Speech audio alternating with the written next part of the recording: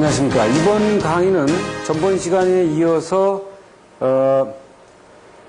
단락전류의 종류에 대해서 살펴보도록 하겠습니다. 전번 시간에 끝내는 그 부분이 대칭 단락전류에 대한 부분을 설명을 했고요. 이번 시간에 이어서 이제 비대칭 단락전류에 대한 부분을 얘기를 하겠습니다. 지금 화면을 보시게 되면 전번 시간에 대칭 단락전류 시료치에 대해서 얘기를 했어요. 순시치가 아닙니다. 순시치가 아니고 시료치에 대한 부분을 얘기를 했을 때 이 부분에 대한 단락전류를 가지고 우리가 선정하는 데 쓰는 것이 브레이커나 ACB라든지 브레이커 ACB 휴즈에 선정할 때 쓴다. 그렇기 때문에 이 부분은 어떻게 봤어요?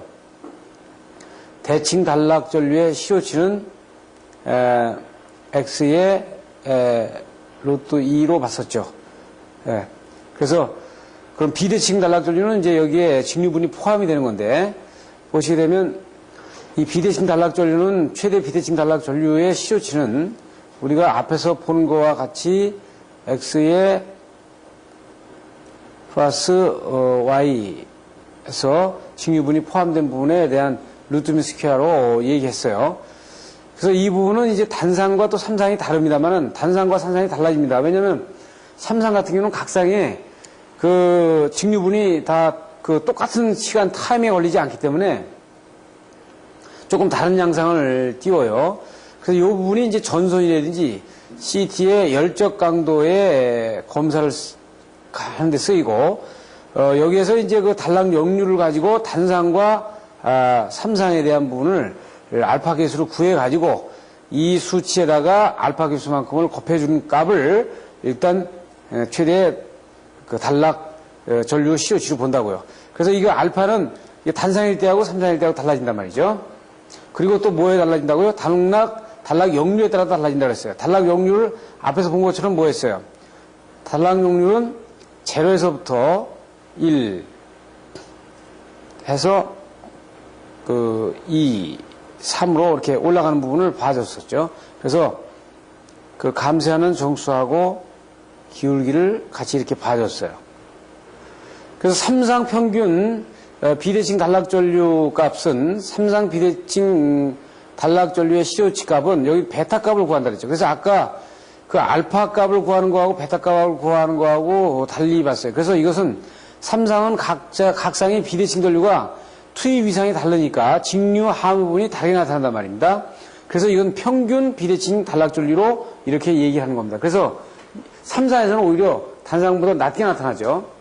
지금 조금 전에 봤던 그 그림을 다시 보게 되면 삼상의 비대칭 평균 시료치 계수는 지금 단상이나 다른 치보다도 상당히 적게끔 나타나죠. 그래서 이건 각상의 위상이 다르기 때문에 직류분이 상쇄되는 부분이 상당히 크다 이거죠. 그래서 단락전류의 역류는 0.1에서부터 1.0까지 이렇게 되죠. 그래서 단락전류의 역류는 어떻게 된다 그랬어요? T 시간에 따라 달라졌죠. T 시간. 직류분이 감쇄되는데 이 T 시간이 감쇄되는 것이 0.368인가 이렇게 수치로 다 감쇄되는 시간을 T 시간을 넣어가지고 이 단락전류의 역류를 봤었어요. 보는 것처럼 지금 삼상 평균 비대칭 단락전류 시료치 계수는 이 RXB로도 구할 수 있지만 단락 회로의 역류를 가지고 구해서 나타낼 수 있다. 지금 보시는 것처럼 상당히 낮게 나타나는 부분을 볼 수 있습니다. 자, 그 다음에는 이제 최대 비대칭 단락전류의 순시치입니다. 지금까지는 뭘 얘기했냐면 시료치를 얘기했어요. 지금 예를 들어서 단락전류라도 비대칭이라도 순시치가 있고요. 이거를 시료치로 이렇게 두 개로 봤는데 그 시료치는 어떻게 있어요? I 루트 민 스퀘어 어시메트릭. 그러니까 비대칭 루트 민 스퀘어하고 순시치는 그냥 I 맥스로 나타냈죠. 자, 이게 달라지는 게 여기 자 보시면은 비대칭 순시치는 여기입니다. 비대칭 순시치 최대 이게 되겠죠? 지금 이 부분이 어떻게 되어 있어요? 비대칭 평균 뭐 시료치 이렇게 될 거예요. 삼성 같은 경우. 그래서 이 두 개를 어떻게 달리 나타나는가 이런 부분들을 좀 한번 봐주면요.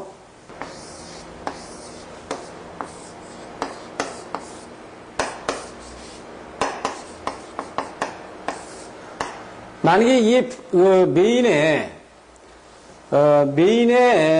한정도 들어오는데 어떤 그 차단기가 있고 MOF가 있다고 이 뒤에 이 변압기가 있다고 칩시다 이렇게.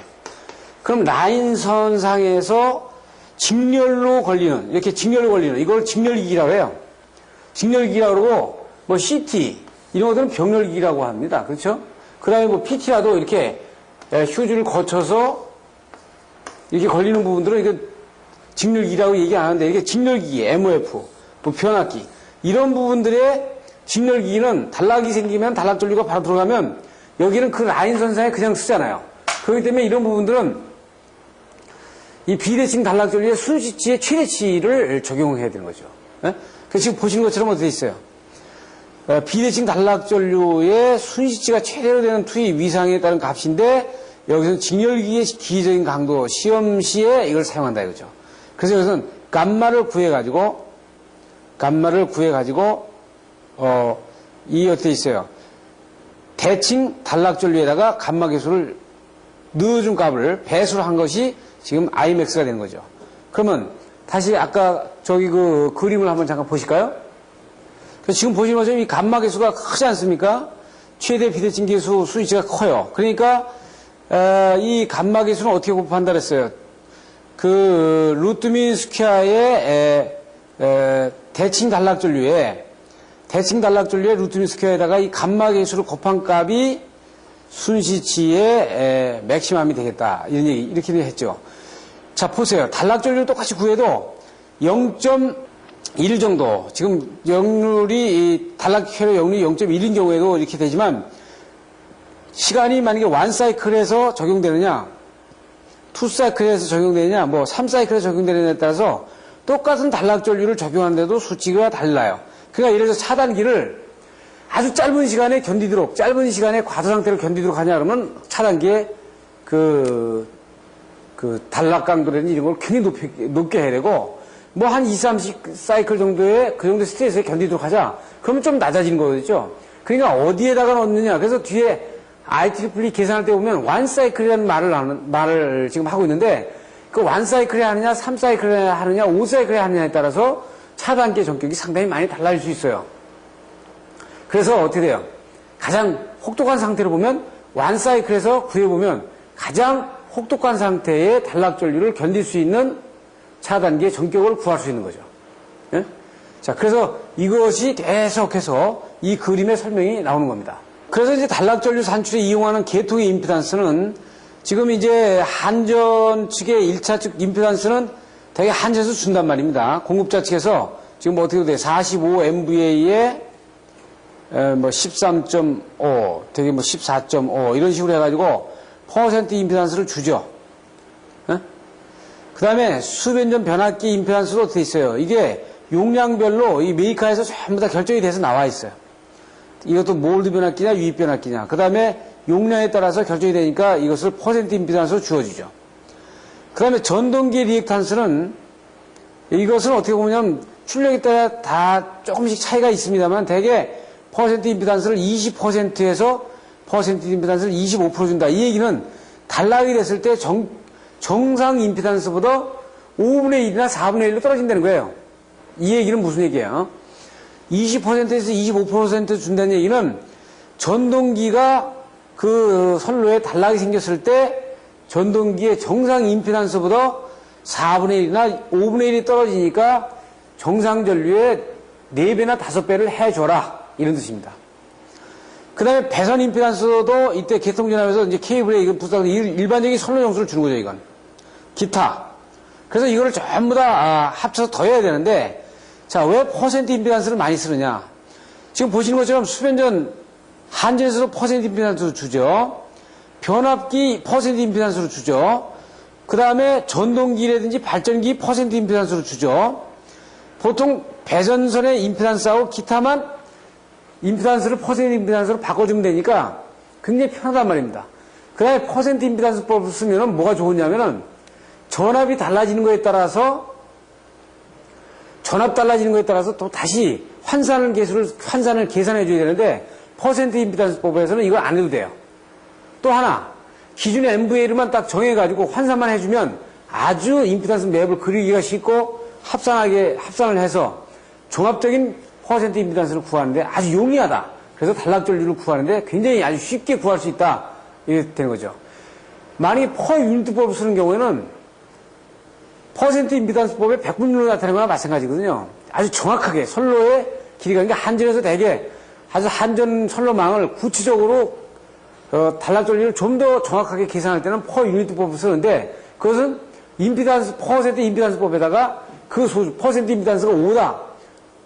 변압기가 5다 그러면 5.00 해가지고 이 뒤에 100단위까지를 어떻게 했어요?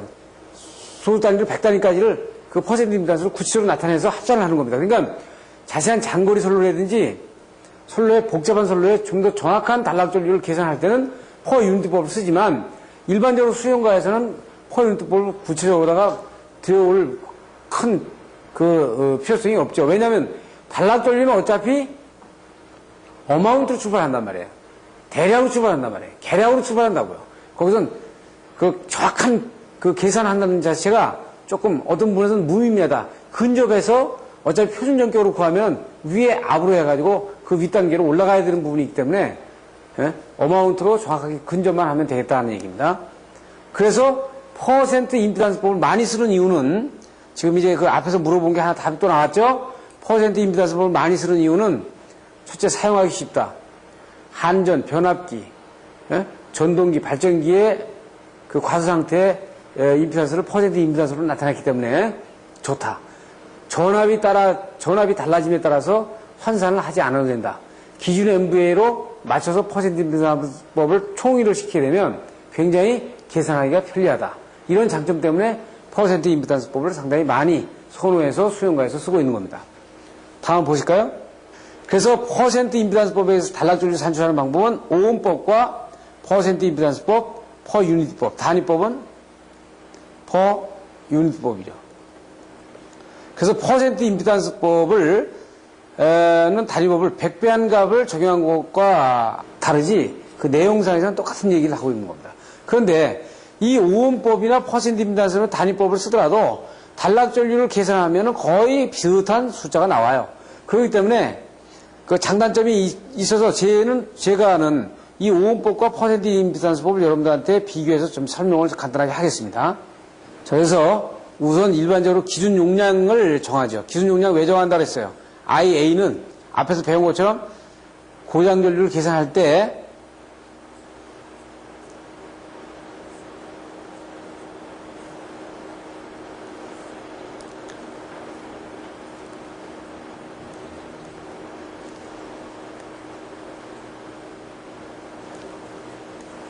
이 고장전류를 계산할 때 이 고장전류는 이 기준 용량의 결정에 따라서 많이 달라지기 때문에 기준 용량을 반드시 정해야 된다고 했어요.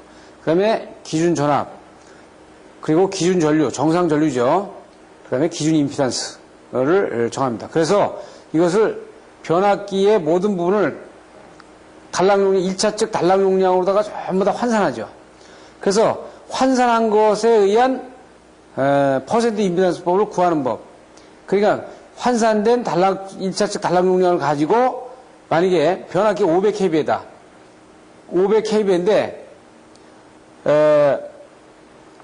지금 그 1차측 단락 용량이 뭐 10MV다.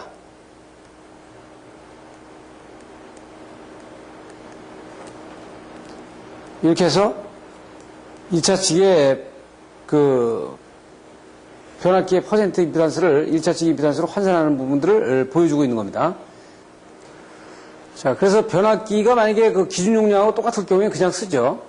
만약에 다를 경우에는 일치를 시켜줘야 되죠. 그래서 만약에 기존이 100MVA인데 2차의 변압기가 만약에 2MVA짜리다 그러면 2MVA의 퍼센트 임피던스를 딱 여기다가 퍼센트 임피던스 77 이렇게 넣어가지고 50배를 해준, 이렇게 올려줘야 되는 부분을 보죠. 그래서 단상 변압기인 경우에 삼상 변압기로 등가 변환하는 값에 2분의 1로 낮춰주고요. 그 다음에 전동기의 리액탄스는 보통 전동기 출력을 2.5로 곱해가지고 kVA로 환산해서 kVA로 환산한 값을 넣어가지고 전동기 리액탄스로 가지고 나오긴 했는데 보통 이거를 이렇게 환산하지 않고요. 보통 20%에서 25%로 이렇게 임의적으로 줍니다, 되게. 그리고 발전기 같은 경우는 거기서 9%에서 한 10%로 주죠, 이렇게. 네? 그래서 이 부분을 이제 더해주면 되겠고요. 부스닥트는 임피단스로 하는 거니까 임피단스로 하는 것을 임피단스로 이걸 퍼센트 임피단스로 치환해줘야 돼요. 그 치환해주는 것은 제가 비교하면서 보여줄 것입니다. 여러분들한테 보여드릴 거예요. 자, 그리고 임피단스 맵을 작성한 다음에 전부 다 합성을 해야 되죠. 합성을 하면 전체 임피단스가 나올 겁니다. 그러니까 어떻게 돼 있어요? 정상전류에다가, 정상전류죠. 정상전류에다가 어떻게 한다고? 퍼센트 임피단스를 해서 이 배수를 곱해주라 이거죠. 즉, 어떻게 돼요? 정상전류에 배수를 곱해준 값이죠, 이게. 그러니까 단락전류는 이 식은 어떻게 볼 수 있냐면 전류에다가 곱하기 이 배수다. 몇 배를 해주라. 근데 이 배수가 어떻게 하냐? 보통 1분의 퍼센트 임피단스 곱하기 100이니까 결과적으로 100의 퍼센트 임피단스 G 이렇게 되겠죠. 자, 이제 총 정리해보면 삼상 비대칭 단락전류는 어떻게 한다고 그랬어요? 폴트된 대칭 단락전류에다가 베타값을 곱했고요. 상당히 베타값이 낮게 나왔죠. 앞에서 봤을 때, 그림에서 봤을 때. 최대 비대칭 시조치. 요것은 폴트의 루트 스퀘어의 대칭 단락전류에다가 알파 값을 구했어요. 요거보다는 크게 나왔습니다. 그 다음에 최대 비대칭 순시치. 요거는 감마를 구하는데 이 수치에다가 감마 계수를 구했는데 이게 굉장히 크게 나왔죠. 가장 크게 나왔어요. 그걸 표로 볼까요? 표로 보시면 다시 한번 감마가 가장 크게 나왔고 그 다음에 알파가 그 다음 두 번째로 나오고 베타가 상당히 적게 나온 부분을 봤어요. 그래서 단락 회로 전류와 이 R분의 X값을 가지고 이 구하는 부분들을 봤단 말이에요. 자, 지금 그러면 제가 여러분들한테 쭉 해드리는데 지금부터 이제 판서를 쭉 하면서 제가 정리를 좀 할 테니까 여러분들이 저를 보시면서 또 교재를 보시면서 이렇게 보시면 되겠어요. 정리를 좀 여러분들이 같이 좀 해주시면 좋겠습니다. 자, 물어보는 거. 첫째, 퍼센트 임피단스의 정확한 의미는 뭐냐? 이런 얘기 했죠. 이거는 전격 주파수에 수가 인가됐을 때 여기 전격 전류와 전격 전압이 내 조건에서 전격 전압과 선로의 임피단스에 의한 전압값이다. B라 그랬죠. 백분율비. 그래서 퍼센트 임피단스는 전격 전압분의 정상전류 IA와 G의 백분율 B라고 얘기했죠. 두 번째, 만약에 왜 퍼센트 임피단스를 많이 사용하는가?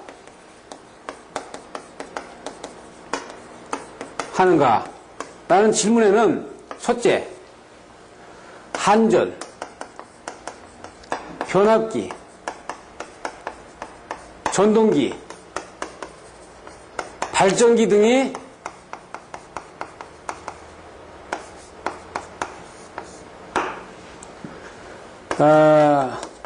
단락시 임피단스를 퍼센트 임피단스로 주어진다는 거예요.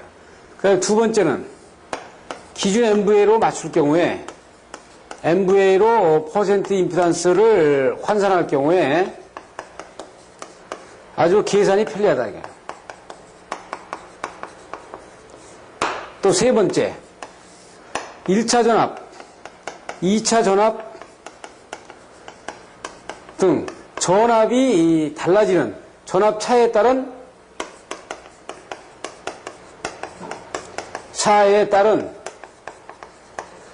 임피던스 치환 계산을 안 해도 돼. 계산 안 해도 된다고요. 그래서 어떻게 있어요? 고장 전류는 정격 전류에다가 곱하기 이 퍼센트 임피던스를 합산하면 퍼센트 임피던스 G에다가 곱하기 100을 해주면 되겠다. 이렇게 됐죠. 그 다음에 세 번째. 기준 MVL이라는 게 뭐냐? 기준 MVL이라는 것이 뭐냐? 이런 얘기했죠. 기준 MVL은 단락 사고가 나면 단락 사고 시 기준 MVL의 용량이 단락점에 유입되는 총 용량을 말한다. 그래서 이 용량이 유입되니까 차단기를 알아서 결정해라 이런 뜻이죠. 총 이렇게 용량이 유입되니까 차단기를 알아서 해라 하는 것이 지금 세 가지예요. 그럼 세 가지 봤어요? 네 번째, 단락전류를 계산하는 경우에 우리가 가정해야 될 사항.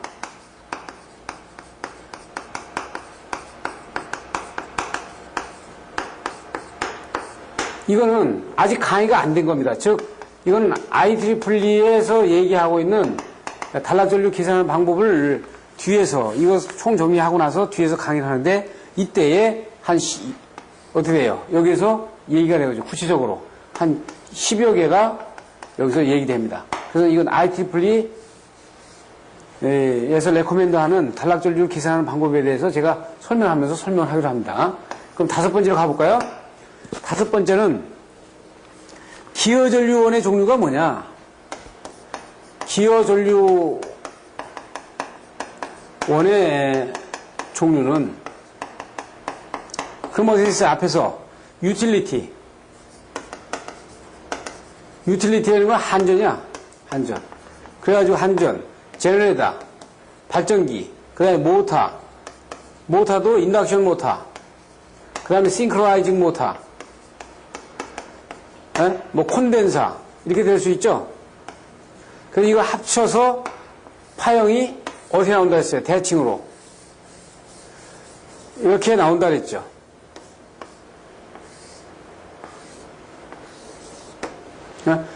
그래서 이 나오는 것도 이것도 정확하게는 어떻게 있어요? 지금 여러분들이 어떻게 있어요? 이 정확한 내용은 같은 내용입니다. 여기 IEEE 이 강의 내에서 정확하게 보게 됩니다. 그래서 이걸 계산까지 다 해봐요. 그래서 이건 IEE에서 제가 이어서 바로 강의가 된다. 그 다음 여섯 번째.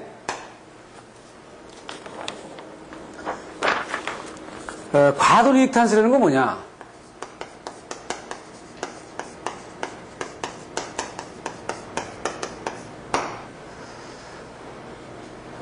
지금 보시면은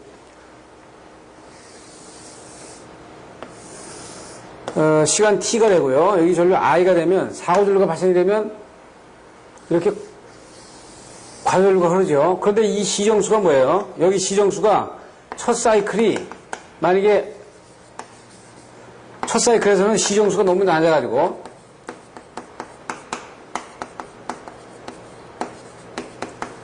이게 급격하게 떨어진단 말이에요. 그래서 이걸 뭐라 그러냐면 되게 직축, 과도 리액턴스라고 하죠. 그래서 보통 어떻게 돼요? XD2-는 첫 사이클에서는 이거를 직축 과도 리액턴스라고 그러고,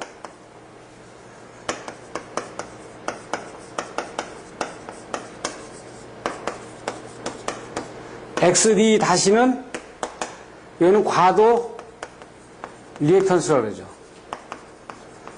이건 대개, 이거 대개 2분의 1 사이클에서 1사이클 정도. 그 다음에 1사이클에서 보통 3사이클, XD, 동기 리액탄스. 동기 리액탄스는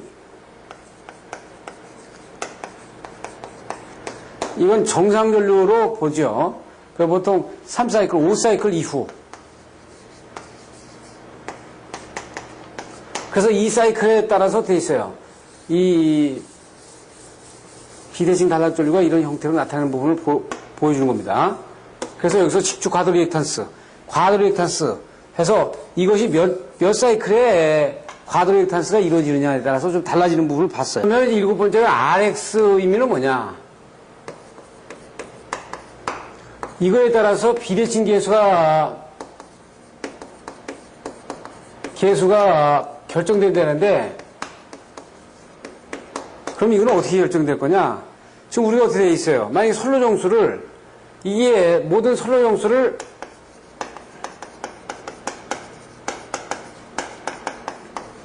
R분의 XB로 본단 말이에요. 그러면은, 예를 들어서 우리가 시정수 타우를 계산할 때 어떻게 돼요? R, C 회로의 시정수 타우는 뭐로 해야죠? RC로 얘기하지 않습니까? 그러니까 이 RC는 이 V0에서 감쇄되는 감쇄 코스를 보게 되면은 이것이 타우가 RC를 잡잖아요?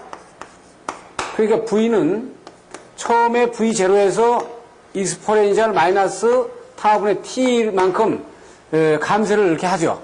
그래서 이 RC의 성분이 얼만큼의 포션으로 되어 있느냐에 따라서 이 타우의 시정수가 결정이 되죠. RC로서 그렇고, 두 번째, 만약에 L 회로에서는 타우는 어떻게 있어요? R분의 L이 되죠. R분의 L이 되고요.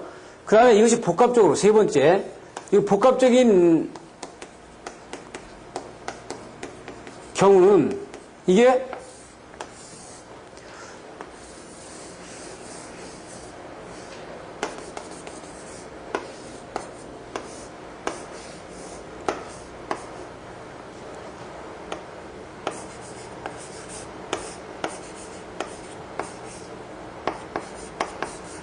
이렇게 얘기하는데, 즉, 이걸 호수축으로 보고요. 이걸 실수축으로 보면,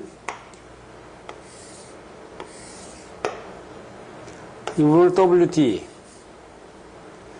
여기를 W0, 이것을 A로 본 경우에, 이런 시정수를 가지고 떨어지는 부분을 복합적으로 떨어지는 부분을 볼 수 있어요. 그러면 보통 어떻게 되어 있어요? RC만의 회로가 아니고 RLC가 조합적으로 되어 있으니까 이것이 복합적으로 다 이루어진단 말입니다. 그래서 이게 복합적으로 이루어져가지고 시정수 타우를 결정하는 거예요. 그러면 RX 의미는 어떻게 되죠? 문제는 X가 크다는 얘기는 그 선로에서 과도 상태의 그 증폭도 클 뿐더러 시정수 타우가 어떻게 있어요? 가능한 한 짧은 것이 높고 긴 것은 상당히 안 좋죠. 그러니까 시정수 타우가 길다는 얘기는 이 과도 상태가 굉장히 길게 끌고 간다는 얘기예요. 그렇죠? 그래서 이거에 의해서 비대칭 계수가 결정이 되기 때문에 이 R값보다 X값이 클 경우에 이 과도 상태가 크게 나타난다. 그래서 우리가 일반적인 것으로 제가 앞에서 얘기한 것처럼 22,900 같은 경우에 22,000 클래스의 4 정도, 맥시멈, 보통 4까지는 올라가지 않습니다. 보통 그래서 이거에 의해서 뭐 1.3, 심지어 1.06, 뭐 이런 식의 비대칭 계수를 곱해주는 부분을 봤고, 1호사 같은 경우에 이건 최대 20까지 봐준다는 걸 해줬어요. 그러면 여덟 번째는 단락전류의 종류는 어떻게 되냐? 종류는 이거 어떻게 있어요? 대칭분과 이거 비대칭으로다가 나눈다 그랬어요. 그 대칭분은 어떻게 있어요? 이것은 대칭 단락전류 CO치는 ACB, 뭐 MCCB 휴즈의 그 휴즈를 설정하는데 우리가 썼고, 비대칭에서는 여러 가지가 있어요. 첫째, 비대칭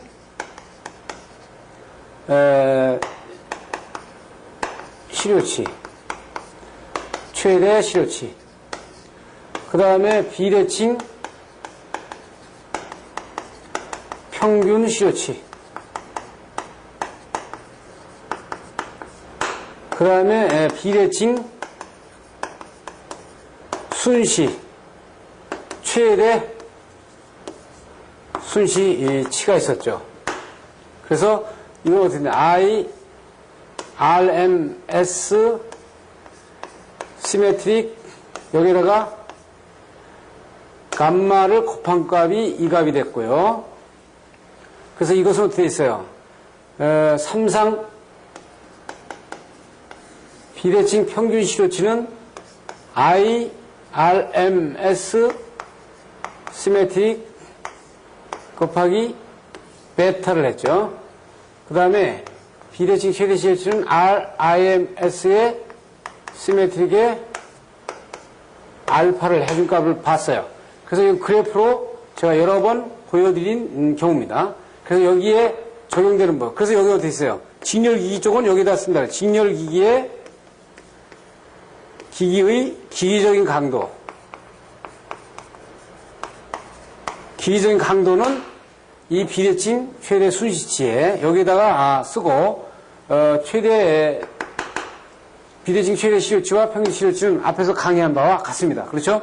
이렇게 달라진다. 이렇게 적용된단 말이에요. 그 다음에 아홉 번째.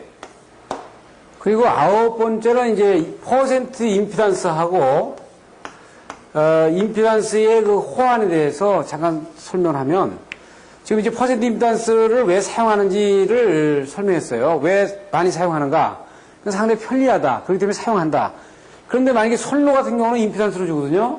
임피던스로 준단 말이에요. 그러니까 임피던스를 구해가지고 이거 퍼센트 임피던스로 바꿔놔야 전체가 토용이 되니까 이런 경우에는 우리가 많이 즐겨 쓰는 식은 KVA의 임피던스 G에다가 V 자승의 10의 5승을 해주면 되겠다. 그래서 여기다가 임피던스를 집어넣게 되면 바로 퍼센트 임피던스 수치로 우리가 바로 환원해서 나올 수 있는 부분을 볼 수 있습니다. 자, 마지막으로 이 부분을 정리해 봅시다. 그러면 여러분들한테 지금 안 된 것이 뭐냐면 기여전류 원이 지금 어떻게 되느냐. 그 다음에 그 단락전류를 계산하기 전에 가정돼야 될 조건이 어떤 것이냐. 이것만 지금 IEEE 교재를 가지고 강의가 안 됐지. 지금까지 모든 부분에 강의가 거의 전반적으로 다 됐어요. 그렇죠? 그러면 지금 여기 가지고 이것을 가지고 앞에 이제 관련도 시험 문제도 우리가 해봤고, 그 다음에 그거에 따른 부수적으로 여러분들이 알아야 될 내용들을 다 봤어요. 그 단락전류의 종류서부터 다 봤잖아요. 그렇게 놓고 이제 이 프로를 갖다가 한번 쭉 마감을 지어보자고요. 그러면 어떻게 정리가 되는지. 그러면 자 이제 솔루션을 한번 볼까요? 그래서 단락전류를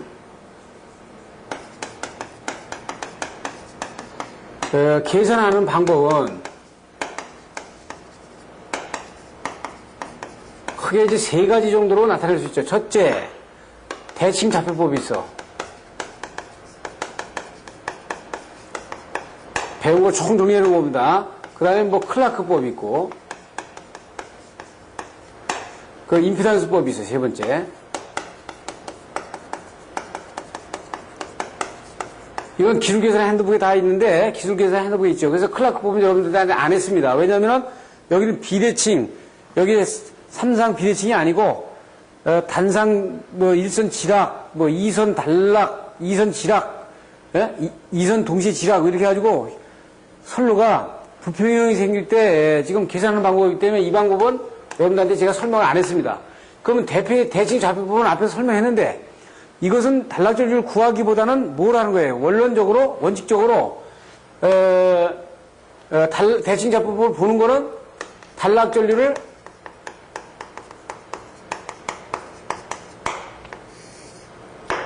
그 산출하는 과정을 보기 위해서는 대칭 잡표법으로 봤죠. 그러면 임피던스법은 대개 여기 몇 가지냐면 그냥 순수하게 오음법 법이 있고요.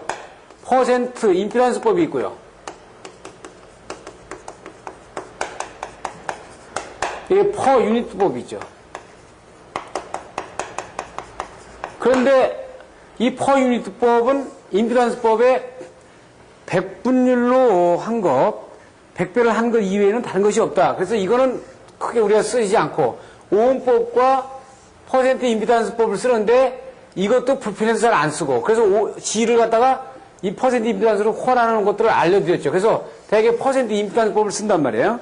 그래서 이거를 놔놓고 퍼센트 임피던스법으로 프로를 갖다가 우리가 보면 어떻게 볼 수 있는가 하는 얘기입니다. 첫째, 예상 스켈레톤을 이제 구성을 해야 되겠죠. 저희가 어떤 차단기를 구한다 그러면 어떤 스켈레톤에 의해서 완라인 다이그램에 의해서 하느냐. 그 다음에 두 번째로 우리가 찾아야 될 것이 공급 측의 퍼센트 임피던스하고 기준 MVA가 얼마냐. 그렇죠. 그래서 한전 같은 경우는 한전의 퍼센트 임피던스를 2%를 줬다. 그 다음에 기준 MVA를 100으로 한다. 이것이 결정이 돼야 되겠죠. 그래서 이거에 대한 그 이유에 대해서 그 구체적인 내용에 대해서 설명이 다 됐어요. 그 다음에 세 번째는 각 기기, 선로, 변압기의 퍼센트 임피던스나 또는 임피던스를 결정해야 돼. 결정해야 되죠. 결정해야 돼요. 그러면 이게 임피던스하고 퍼센트 임피던스 돼 있으니까 이거를 전부 그 다음에 전부 퍼센트 임피던스로 일치를 시켜야 돼. 그래서 일치시키는 건 어떻게 된다 그랬어요? 퍼센트 임피던스 G는 KVA 곱하기 10의 5승에 V 자승에 곱하기 G. 요 앞에다 붙여있죠? G 곱하기 10의 5승. 이렇게 하면 퍼센트 임피던스로 전부 다 일치를 시키는 겁니다. 이렇게 일치를 시켜놓고 어떻게 해야 돼요? 이제 고장점을 선정해야 돼. 선정하는데 고장점 바로 앞단에 차단기 설치 지역이에요. 이렇게 되죠? 이렇게 해놓고 어떻게 돼요? 이제 임피던스 맵을 그리는 거죠. 맵을 그리고 임피던스 계산해가지고 이걸 등가와 그리죠. 등가와 시켜가지고 종합적인 임피던스, 퍼센트 임피던스를 딱 구한단 말이에요.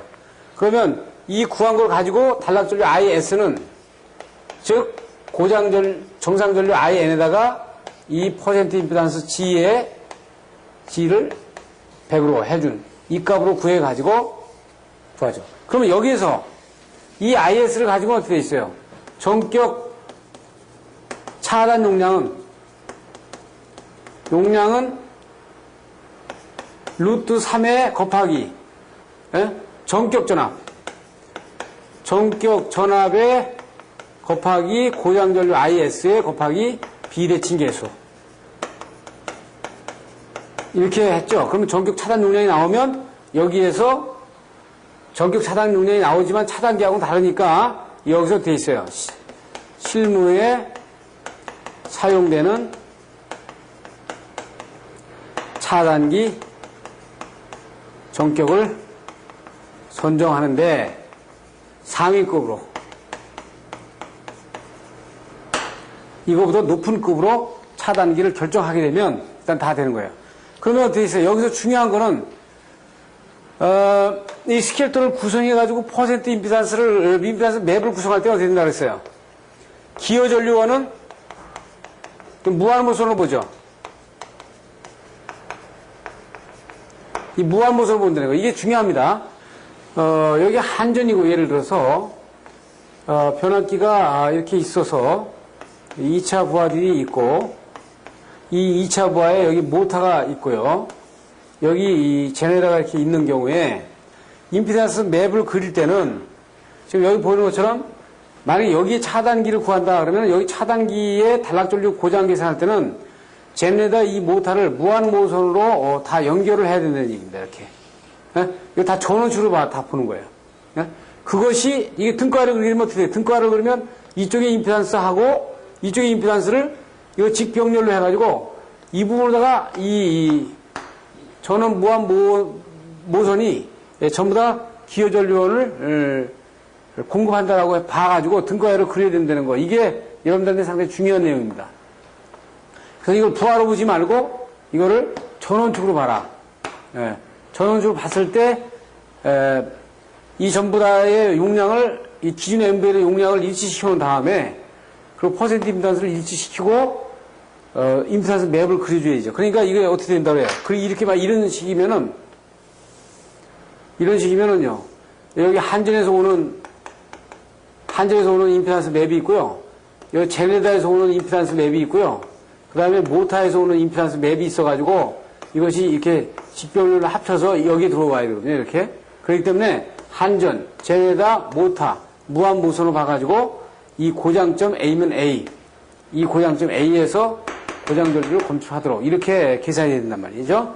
이것만 여러분들이 맵에서는 중요하시면 됩니다. 그 다음에 차단기의 정격은 대개 어떻게 정하냐면 보통 일반적으로 여러분들이 실무에 그 경력이 없는 분들이 실질적으로 다 이 계산은 잘 해놓고 결론적으로 가가지고 이 정격을 정하는데 여러분들이 좀 애를 먹어요. 그래서 여기 잘 보시면은 보통 이제 정격 전압을 전압이 7.2kV인 경우에 이 경우에는 이게 어떻게 돼 있어요? 공칭 전압이 6.6kV가 되죠. 공칭 전압이 이런 경우에 보통 우리가 쓰고 있는 것이 12.5카, 20카, 31.5카, 40카 이렇게 네 종류를 되게 쓰거든요. 이거는 보통 160 MVA 차단기를 쓰고요. 이것은 250 MVA, 이것은 390 MVA, 이것은 500 MVA를 씁니다. 그리고 정격 전압이 25.8kVA. 그러니까 우리가 공칭 전압이 22,900kVA. 사용되는 차단기를 보게 되면 이게 12.5카, 똑같이 20카, 25카, 40카 이렇게 네 종류인데 이것이 우리 이 시중에 가장 많이 쓰는 520 MVA를 선정합니다. 그리고 나머지 830 MVA, 1000 MVA,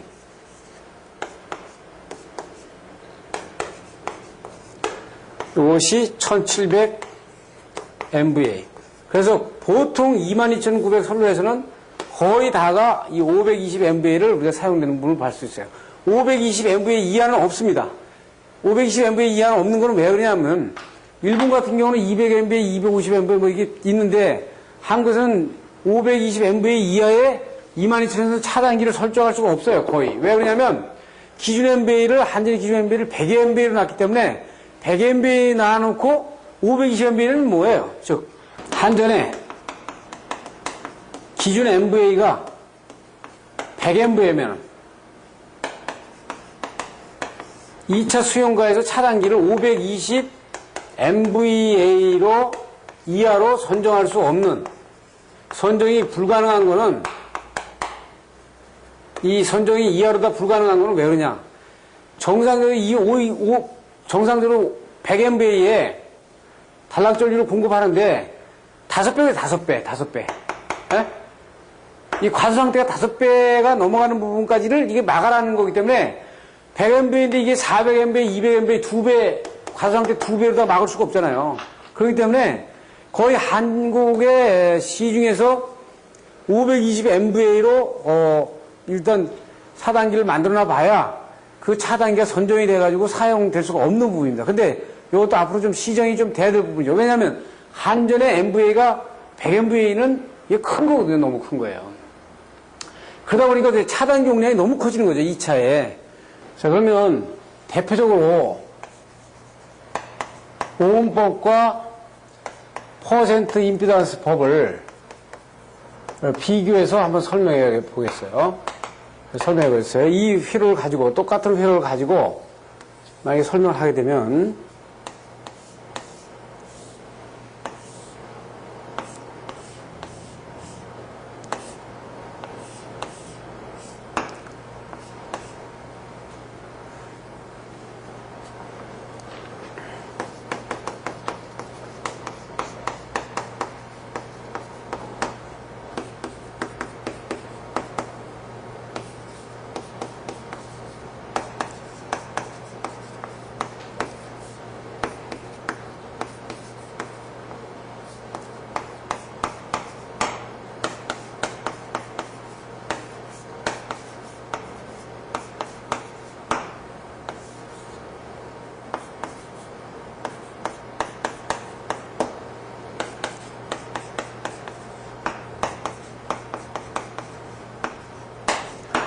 지금 이렇게 되어 있는 경우에 보시면 이 오음법하고요, 퍼센트 임피던스법을 이렇게 비교해서 보면 여기서 이제 조건이 있어요. 조건이 기준 MVA를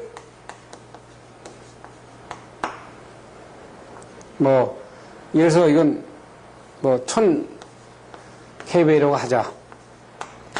기준 전압을 E2가 아니고, E1이 아니고 E2라고 하자. 예를 들어서 이렇게, 이런 조건 하에서 하면, 첫째는, E1의 기준으로 G1을 구하면요. 이거 G1은 E1의 자승의 MVA 10의 마이너스 6승 해가지고 A분의 E1의 자승의 10의 마이너스 6승 오음이 되는 겁니다. 그렇죠. 그러면 이걸 가지고 E2 기준으로 환산하면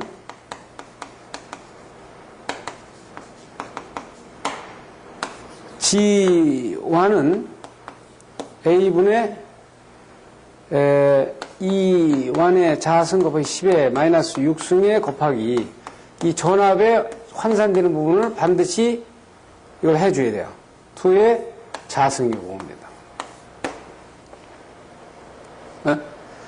그 다음에 이제 세 번째가 이제 R, X, B가 분명하지 않을 때는 G1과 X1 값을 같이 보고요. 네 번째, 고장점 C에서의 단락전류는 IS는 정상전류 E2에다가 루트 3에 이때 걸리는 G, 전체 G죠. 전체 G에 곱하기 이 비대칭에서 K값. 그래서 K는 R을 전부 다 더하고 X를 다 더한 값입니다. 다. B가 되겠죠. 여기서 테이블로 구하죠. 테이블로 구하고, 그리고 다섯 번째 들어 있어요. 여기에서 만약에 오음법은 퍼센트 임피던스로 준 경우에 이걸 임피던스로 바꿔야 되니까 임피던스는 E2의 자승의 G에다가 KVA 곱하기 10의 마이너스 5승 이렇게 해주면 되겠죠. 그럼 그거에 비해서 퍼센트 임피던스에 대한 부분을 볼까요? 이건 어떻게 있어요? 지금 퍼센트 임피던스는 IS는 정상전류니까 KVA 곱하기 1000 곱하기 100에다가 루트 3의 2에 퍼센트 임피던스 G가 되겠죠? 그래서 여기서 퍼센트 임피던스 G는 퍼센트 저항 플러스 리액탄스의 자식이 되겠죠? 이렇게. 그럼 여기서는 어떻게 돼 있어요? 이거 바로 가지고 기준 MVA를 정하면 된단 말이에요. 모든 스페로의 기준 MVA를 정해. MVA로 환산을 시켜. 환산을 시키는 거 어떻게 되어 있어요? G1는 기준 만약에 여기 KVA로 되어 있죠? 이건 뭐 KVA로 다 합시다. KVA로. 기준 KVA 이걸 KVA로 하면 1차 단락 용량에 거기 10 이게 되죠. 그러면 보통 전원측의 퍼센트 임피던스는 대개 퍼센트 리액탄스하고 같다 이렇게 보고요. 여기랑 똑같이. 근데 여기는 임피던스가 붙은 게 아니죠. 여기서는 그냥 임피던스고 여기는 퍼센트 임피던스가 붙은 거고요. 그렇게 하면은 여기서 뭐가 있어요? 퍼센트 임피던스에서는 요거를 퍼센트 임피던스를 고쳐야 되니까 퍼센트 임피던스는 기준 KVA의 2의 자승의 G에다가 곱하기 10의 5승 이게 역수 있는 부분만 보여주면 돼요. 그러면 나머지 C점에서 구하는 건 바로 나오죠. 그러면 지금 보시는 것처럼 이거는 기준은 E2로다가 환산해야 되죠. 이것들을 또 다 더해가지고 이제 K값 구해서 G를 구해야지 이게 복잡하단 말이에요. 그래서 이런 부분을 비교해서 어떻게 되냐면 이걸 간단하게 설명하기 위해서 지금 오음법을 대개 사용 안 하고 임피던스법을 사용하게 되는 거예요. 지금 오음법은 지금 IS는 2에 전압을 할 때 루트 3의 이 선로의 임피던스 G에다가 비례칭해서 K값을 구하고요. 이거를 만약에 KVA로 하는 경우에는 이게 KVA 곱하기 1000 루트 3의 전압 2에 비례칭해서 K값이 되겠죠. 그래서 이제 치환을 하게 되면 지금 임피던스를 치환해야 되니까 임피던스를 끄집어내려고 그럴 때는 퍼센트 임피던스 준 경우에 2의 자승에 퍼센트 임피던스 G에다가 KVA 곱하기 10의 마이너스 5승이다. 이렇게 나온 걸 가지고 기준 전압으로 저항 환산을 해줘야 돼요. 그래서 환산해 주는 건 어떻게 있어요? 만약 기준 전압 저항이 R1이다 그러면은 1차 전압이 3300V라 그러면은 이거 어떻게 돼? 220에다가 자승을 해줘야 이 환산된 저항치가 나온다고요. 그러면 이걸 다 해가지고 어떻게 있어요? 어떻게 돼요?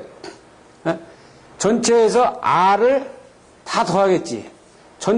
전체 다 더하면 전체 R은 뭐에 있어요? R1, 뭐 R2 이렇게 해가지고 RN이 될 거고요. 또 X 리액탄스를 다 더하면은 X1, X2, XN이 될 거고 그러면 전체 임피던스 G는 R 자승 플러스 X 자승이 될 거예요.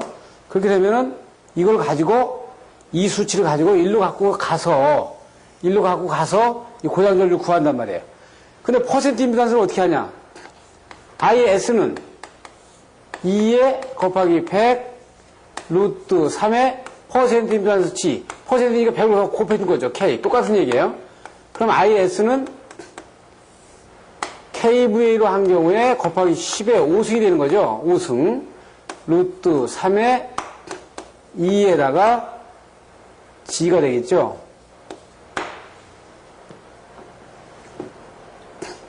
퍼센트 임피던스 G가 된다고요. 그럼 여기도 여기에 어떻게 돼? 2에 G가 되겠죠, 이게. 그게 되고 곱하기 K가 된단 말이에요. 이게 되죠. 그리고 여기서 어떻게 있어요? 퍼센트 임피던스 G로 끄집어내는 건 임피던스가 안으로 들어가야지. 그러니까 KVA 곱하기 G의 2의 자승에 이건 10의 5승이 된다고요. 그럼 여기서는 이게 필요가 없어. 이게 필요 없고 그냥 바로 가라. 그래서 기준 MVA로 정하면 돼. 기준 MVA로 통일하면 돼요. 그래가지고 어떻게 있어요? 기준 MVA 통하면은 이건 퍼센트 임피던스 G1 플러스 땅땅땅땅 퍼센트 임피던스 GN까지 다 더해. 그러면 어떻게 있어요? GN까지 더하면 이것이 전체 퍼센트 임피던스가 되는 거지. 이걸 가지고 1로 들어오면 그냥 바로 구하는 거 아니에요. 지금 보시면은, 자, 보세요. 이거는 이렇게 호환이 되고요. 이건 이렇게 비교가 되어 있죠. 그런데 지금 우음법에서는 이 환산하는 과정 하나가 생략이 된 거예요. 여기 없어요. 기준 MVA로 통일하는 건 굉장히 쉽죠. 기준 MVA는 어떻게 써요? 모든 건 기준 MVA 있고, 여기 해당, 여기는 뭐 KB로 얘기해도 됩니다. MVA 곱하기 지금 해당 퍼센트 임피던스 하면은 이게 전체적으로 나오는 거니까 지금 보신 것처럼 굉장히 이쪽 퍼센트 임피던스 쪽이 계산하기가 아주 심플하거든요. 간단해. 에? 그래서 지금까지 이 내용들을 파악을 해보면 퍼센트 임피던스법보다 계산하는 방법이 굉장히 간단하고 명료하다. 이렇게 말씀드릴 수 있습니다. 자, 지금까지 계산한 걸 가지고 전체적으로 다시 한번 설명한 내용과 계산한 내용을 가지고 처음에 얘기한 것처럼 처음의 내용을 다시 한번 봅시다. 지금 전제 조건은 여러분들이 IEEE를 안 했으니까 이 내용은 정확하게 아직 몰라요. 그렇죠? 그리고 이 억제 대책이 아직 강의가 안 됐습니다. 이 억제 대책, 계통 분리하는 문제, 변압기 퍼센트 임피던스 컨트롤, 한류 리액터, 케이스케이드 설치하는 거, 계통 연결이 되는 거. 그래서 지금 계산 방법 및 풀어는 이거는 어떻게, 오케이, 완료됐어요. 이거 끝났고. 그 다음에 차단기 산정하는데 차단기를 여기에 OCB, ACB, VCB, 그러면 제가 파스님 법칙 SSF, SF6 뭐 이렇게 쭉 했는데 여기서 나오는 거는 콘덴사에서 나타나는 차단기 현상. 이거는 여기서 지금 얘기되는 사항이 아니기 때문에 나중에 콘덴사에서 얘기가 될 겁니다. 그래서 여기에 설명이 안 됐고 나머지 얘기 됐고요. 그리고 단락전류의 종류 계산, 이거 계산 다 됐습니다. 이거 얘기 설명이 다 됐어요. 그리고 기어전류 원도 이건 IEEE에서 얘기되기 때문에 여기서 지금 설명이 안 됐습니다. 그래서 다음 시간서부터 이 IEEE 강의 가지고 바로 이해가 될 겁니다. 그리고 퍼센트 임피던스 정의에 대한 거는 기준 MVA하고 이 부분은 다 설명이 여기서 지금 다 완료가 됐어요. 이 부분 완료됐죠. 그리고 대칭자표법에서 출발하는 이유와 이 태블릿 정리를 이용하는 거는 지금 어떻게 제가 그 등가위로 그린 것이 즉 태블릿 그 등가위로 그린 거나 마찬가지이기 때문에 이 부분도 설명이 다 된 겁니다. 지금 보시면은 여기 설명이 다 됐고 여기 설명이 다 됐고 여기 설명이 다 된 거죠. 그럼 우리가 지금 안 된 것은 전제 조건을 구하는 부분하고 그 다음에 기어전류원 그 다음에 여기에서 이제 미국에서 그 단락전류를 간략하게 계산하는 방법.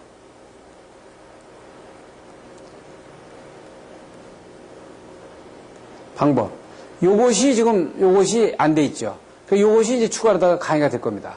그리고 난 다음에 이거하고는 별개 문제로 억제 대책이 얘기가 될 거예요. 그래서 이번 시간에 지금 앞에 프로에 대한 부분에 몇 가지를 빼고 강의가 다 됐습니다. 그래서 다음 테이프에서는 IEEE에 대한 내용을 집중적으로 강의하면서 강의를 진행하도록 하겠습니다.